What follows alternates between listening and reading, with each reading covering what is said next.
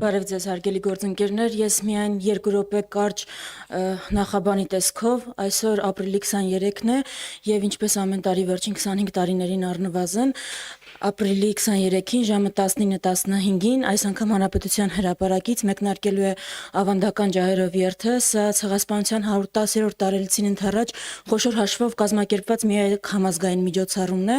ու մասնակցելով այս միջոցառմանը դուք հնարավորություն ունեք ասելու, որ համաձայն չեք Հայաստանում ընթացող ուրացման քաղաքականությանը, համաձայն չեք ցեղասպանության ժխտմանը, համաձայն չեք մեր իրավունքներից հրաժարման եւ մի կարեւոր դետալ էլ փաստացի մենք շատ ենք խոսում բաժանարար գծերից, շատ ենք խոսում նրանից, որ Հայաստանում կա ատելության քարոզ տարբեր հասարակական խմբերի նկատմամբ եւ դա ճիշտ է, բայց փաստացի այս միջոցառումը եզակի միջոցառումներից է, որ միավորում է ամենատարբեր հայացքներ ունեցող մարդկանց, միավորում է ամենատարբեր անգամ քաղաքական հայացքներ ունեցող մարդկանց եւ բոլորը հազարավոր հայեր հավաքվում են Հանրապետության հրապարակում, քայլում են դեպի Ծիծեռնակաբերդ, ունենալով մի առանցք, որ մենք ցեղասպանված ժողովրդի ժառանգներն ենք եւ մենք պիտի հիշենք սովորենք մեր դասերը անցյալից, որպեսզի դա թույլ չտան կրկնել։ Դրա համար այս տարի հատկապես այն ֆոնին, երբ ուրիշ որևէ միջոցառում չի կազմակերպվել, ջահերով երթի մասնակցությունը դառնում է ավելի կարևոր, քան երբևէ եղել է, որովհետև փաստացի դա է միակ տեղը, որտեղից մենք կարող ենք ուղերձ հղել Թուրքիային, Ադրբեջանին, որ ի պատասխան ձեր վարվող քաղաքականության, ինչքան էլ դուք պայմանավորվեք մեր իշխանությունների հետ, Հայաստանի հասարակությունը այդ պայմանավորվածությունների հետ հաշտ չի։ Այս ուղերձ հղելու տեղը այսօր Հանրապետության հրապարակն է 19:15-ին։ Շնորհակալություն, հիմա եթե հարցեր կան, որևէ թեմայով սիրով պատասխանեմ։ Շատ լավ։ Հարգելի լրագրողներ, սկզբում խնդրում եմ մեկական հարց կտակ։ Խնդրեմ 24 News։ Տիկին Վարդանյան, ջահերով երթի հետ կապված քննադատություններ են արդեն իսկ հնչում եւ այսպիսի ձևակերպումներ կան, որ ջահերով երթի անվան տակ հավաքված զանգվածին, այդպես է նշում, ցանկանում են օգտագործել անկարգությունների համար։ Երեկվանից այս արշավը ինչով եք բացատրում եւ մեկ հարց էլ տամ, որովհետեւ ես նախորդ պատգամավորին չկարողացա հարցով դիմել, նաև իմպիչմենտի գործընթացի մասին է հիմա խոսվում եւ այս առումով պատիվ ունեմ խմբակցությունը կոնկրետ առաջարկով է հանդես գալի, արդյոք այս հարցը քննարկել եք խմբակցությունում թե ոչ եւ ինչ խնդիր կա, որ համաձայնության չեք գալիս այս հարցի վերաբերյալ։ Շնորհակալություն։ Նախ առաջին հարցի վերաբերյալ ձեր հղումը կատարած կարծեմ իշխանական մամուլի կամ իշխանական համարում ունեցող մամուլից էր տարածումը ու հարց կա ինչ տեղեկությունների են տիրապետում, թող այդ տեղեկություններով գնան դատախազություն։ Մենք այսօր կազմակերպելու ենք ջահերով երթ։ Քայլելու ենք դեպի Ծիծեռնակաբերդ ուղերձ հղելու Թուրքիային, Ադրբեջանին ու իրենց հետ պայմանավորվածության եկած Հայաստանի իշխանություններին։ Ես հարց ունեմ. ջահերով երթը ինչու է այսպես թիրախավորվում։ Դա մաքուր հիշատակի պահանջատիրության միջոցառում է։ Ո՞րն է իմաստը ջահերով երթի թիրախավորելու ու դրա նկատմամբ հակակարողություն անելու։ Կարող են պայմանավորվածությունները, որ ձեռք են բերվել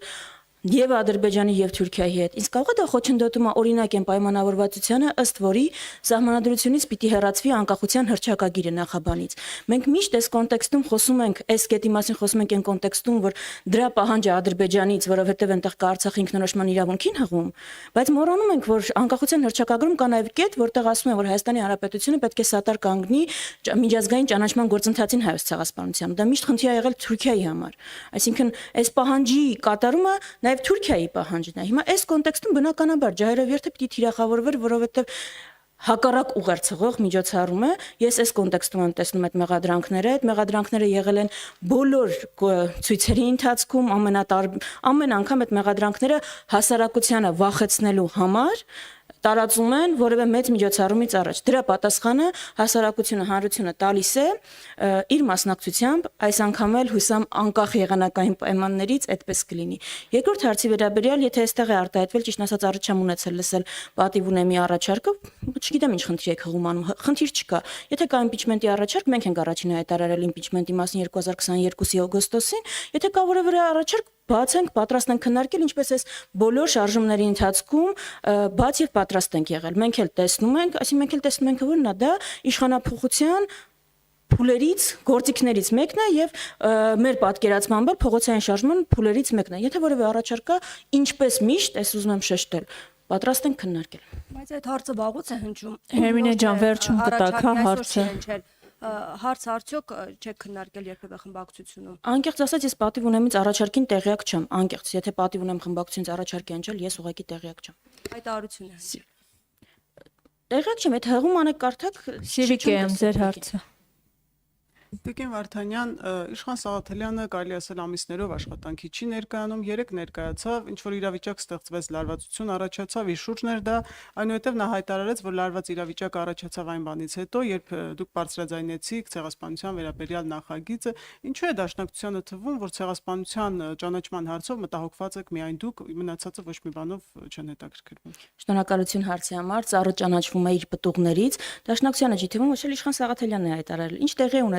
տեղի ունեցել ձեր աչքի առաջ եւ մի քիչ դժվար է էլի այդ տեղի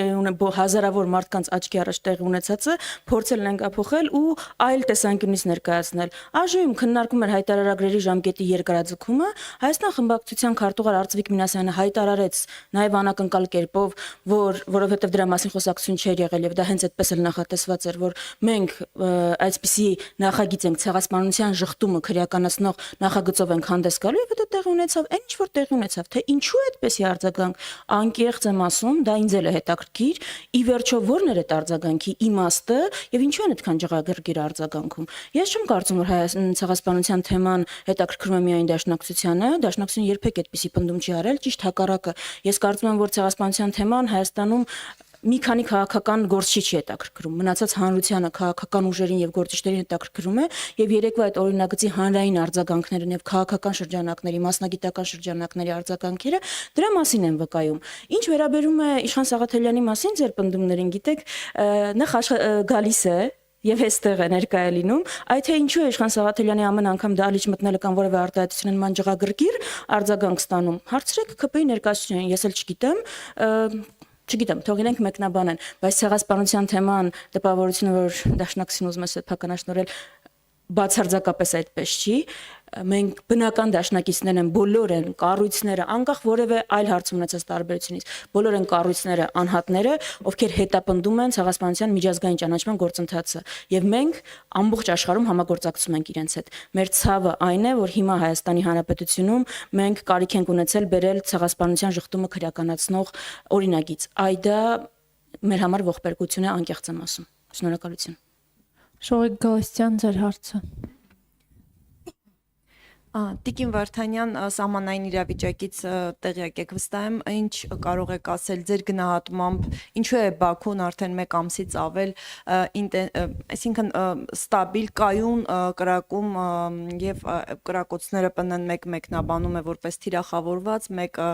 ոչ վտանգավոր, բայց ամեն դեպքում ձեր կարծիքով ինչով է պայմանավորված Ադրբեջանի այս քաղաքականությունը, ինչ նպատակ են իրենք հետապնդում եւ նախորդ թեմայի հետ կապված շատ կարճ դուք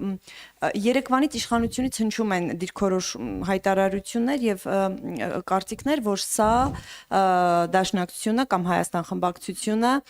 դիտավորյալ է անում, որովհետեւ ցեղասպանության քրեականացումը արդեն քրեական օրենսգրքով նախատեսված է եւ ձեր նպատակը այն է, որ այս նախագիծը բերեք, որպեսի հետո ԿՊ-ն դեմ քվեարկի եւ դուք ձեր մեղադրանքները հիմնավորեք այս տեղի ունեցածով, որ ահա տեսեք ուրանում են դավաճանությամբ են զբաղվում եւ այսպես շարունակ։ Քանի որ կա ամեն դեպքում այդ քրեականացումը քրեական օրենսգրքում, նախ իրենց այս մեկնաբանություններին խնդրեի արձագանքեք եւ եթե կա ինչու եք նորից բերում այդ նախագիծը։ Շատ լավ, շնորհակալություն հարցի համար։ Նախ եթե վախ այն է, որ դեմ կքվեարկեն, մենք կմեղադրենք, որ ուրանում են ցեղասպանություն, թող դեմ չքվեարկեն։ Դեպքում մեղադրանքներ չեն կարողանա հնչեցնել։ Ինչու ենք բերել նախագիծը։ Այո, երեկվանից ասում եմ, որ նման օրենք կա, բացարձակ սուտ է, մենք հենց փոփոխություն ենք առաջարկում են հոդվածում, որ իրենք ասում են կա, եւ հիմա կարդամ ամենակարևոր փոփոխությունը, որ ինչ փոփոխություն ենք առաջարկում։ Հայոց ցեղասպանությունը, ինչպես նաեւ Հայաստանի Հանրապետության կողմից կամ միջազգայինորեն ճանաչված ցեղասպանությունը կամ մարդկության դեմ ուղղված հանցագործությունները հրապարակայինորեն հերքելը, մեղմացնելը, հավանության տալը, արդարացնելը կամ դրանց վտանգավորության նսեմացնելը պատժվում է ու գրել ենք ինչ պատժով, այդ թվում նաեւ մինչեւ 3 տարի ազատազրկում։ Այս հոդվածը չկա։ Հայաստանի քրեական օրենսգրքում կա այլ հոդված 136-1, որով նախատեսվում է, որ ցեղասպանությունների ժխտումը ատելության սերմանման, ռասայական խտրականության հիման վրա է պատժվում։ Այսինքն, ավելի պարզ, եթե այս հիմիկվա օրենսգրքով չի իրականացվել ատելության քարոզի զուգահեռ ցեղասպանության ժխտումը, դա քրեականացված չէ։ Ինչու է այսպես օրենքը եղել։ Ես մեկնաբան եմ, էլի, որովհետև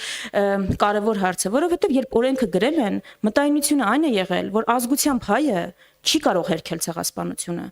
Յան ազգանունով ազգությամբ հայը միայն օտար երկրացին կարող է դա անել, եւ դրա պատճառը, դրդապատճառը կարող է լինել ռասայական կամ ատելության քարոզը կամ դրան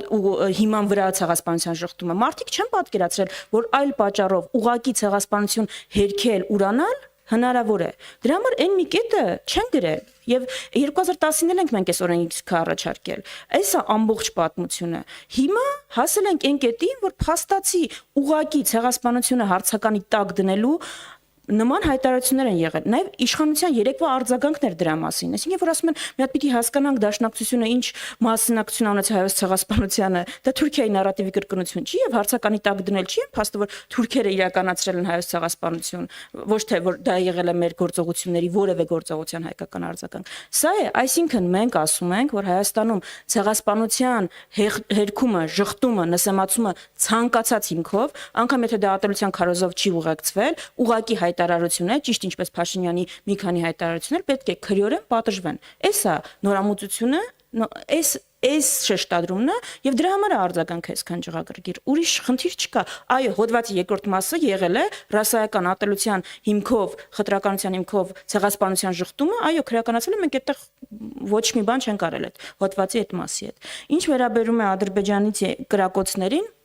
որովհետև Ադրբեջանը վերջին 5 տարում սովորել է, որ սպառնալիքի լեզվով խոսելու դեպքում, որ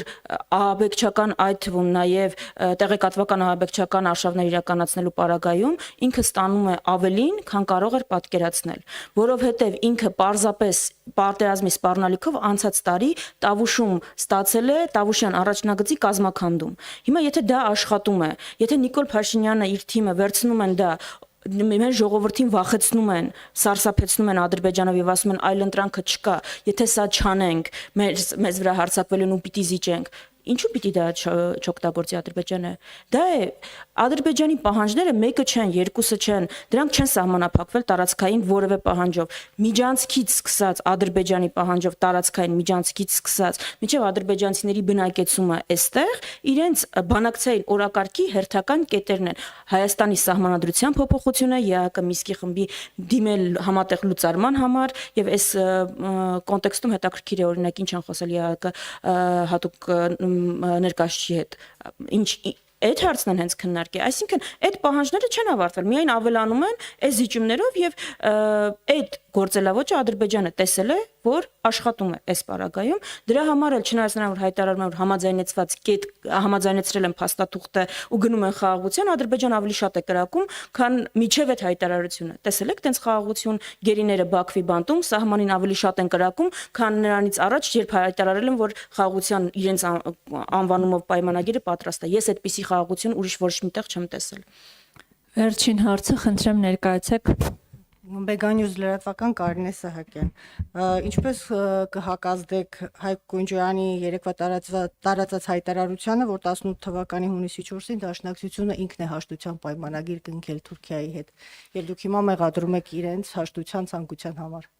Մենք մեղադրում ենք իրենց Թուրքիայի ու Ադրբեջանի հետ բանակցություններում Թուրքիայի եւ Ադրբեջանի բոլոր պահանջները կատարելու մեջ։ Մենք դրան ենք մեղադրում որևէ մեկը, որևէ անհատ, որևէ քաղաքական ուժ adekvatների մասին եմ խոսում, Հայաստանում չի մեղադրում Թուրքիայի եւ Ադրբեջանի հետ բանակցություն վարելու մեջ որևէ ուժի։ Երբեք չի եղել նման մեղադրանք Հայաստանի ոչ նախկին նախագահներին, ոչ ներկաներին մեղադրանքային չի, որ ինչու եք բանակցում Թուրքիայի եւ Ադրբեջանի հետ։ Մեղադրանքային է ինչու եք իրենց բոլոր նախապայմանները կատարում, ինչու եք միակողմանի զիջումներ իրականացնում, դա է մեղադրումը։ Ես իմ ելույթում առիթ ունեցել եմ անդրադառնալ ու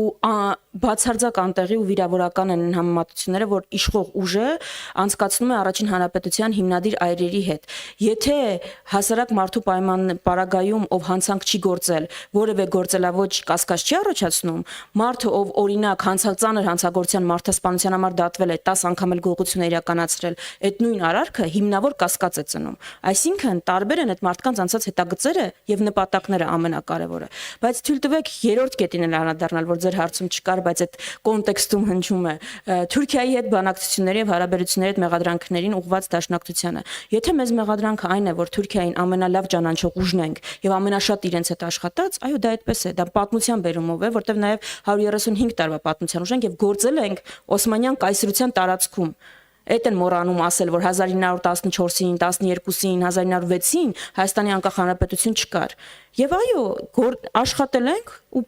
մեր դասերը ստացել ենք։ Այդ որ մեղադրում են, ում հետ որ համագործակցել ենք, հետո նեմեսիս ենք իրականացրել իրենց դեմ։ Դա մոռանում են, չգիտես ինչ նշել։ Եվ այդ պատմության դասերը մենք ստացել ենք նաև դրա համար ենք ասում, որ շատ լավ ճանաչելով են ակտորներին, ում հետ իրենք հիմա բարեկամություն եւ եղբայրություն են զմանել, որ իրենց նպատակները այն չեն, ինչ հայտարարում են։ Բայց ամեն պարագայում դաշնակցություն երբեք հանդես չի եկել Թուրքիայի եւ Ադրբեջանի հետ բանակցություններ չվարելու տեսակետից։ Եթե մենք վաղը լինեինք իշխանության, բանակցելու էինք բնականաբար, օրինակ դեմ չէինք լինելու, որ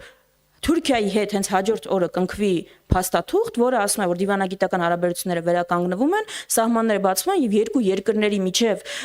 հարաբերությունները պիտի կարգավորվեն եւ խնդիրները միջազգային իրավունքի նորմերի սահմաններում։ Մենք օրինակ դրան երբեք դեմ չենք եղել, բայց առանց նախապայմանների Այդ եմ ասում, բայց գաղտնի նախապայմաններով, երբ որ Թուրքիան մեր համառոթային տարածքը փակում է, որ Երևանում արձան է դրվում, երբ որ ասում է սահմանադրությունը պիտի փոխես, ես կողմ եմ Ադրբեջանի պահանջին, երբ որ ասում է Արցախը պիտի ճանաչես Ադրբեջանի կազմում, էս ու անում ես դու այդ ամեն ինչը, ու ասում ես ես խաղաղություն եմ բերում, այս սրան ենք դեմ։ Հայաստանում որևէ ես adekvat քաղաքական գործիչ ուժ չգիտեմ, որ դեմ է Ադրբեջանի եւ Թուրքիայի հետ բանակցություններին, դա ՔՊԻ-ի միֆն է, բայց մենք իրենց ասում ենք, որ դուք չեք բանակցում։ Դուք չեք բանակցում։ Դուք կատարում եք Ադրբեջանի եւ Թուրքիայի նախապայմանները։ Այ դրան ենք դեմ։ Իսկ Հայկ Կոնջորյանի եւ առաջին հանրապետության այրերի հետ համեմատությունները բան են վիրավորական։ Շնորհակալություն։ Շնորհակալություն։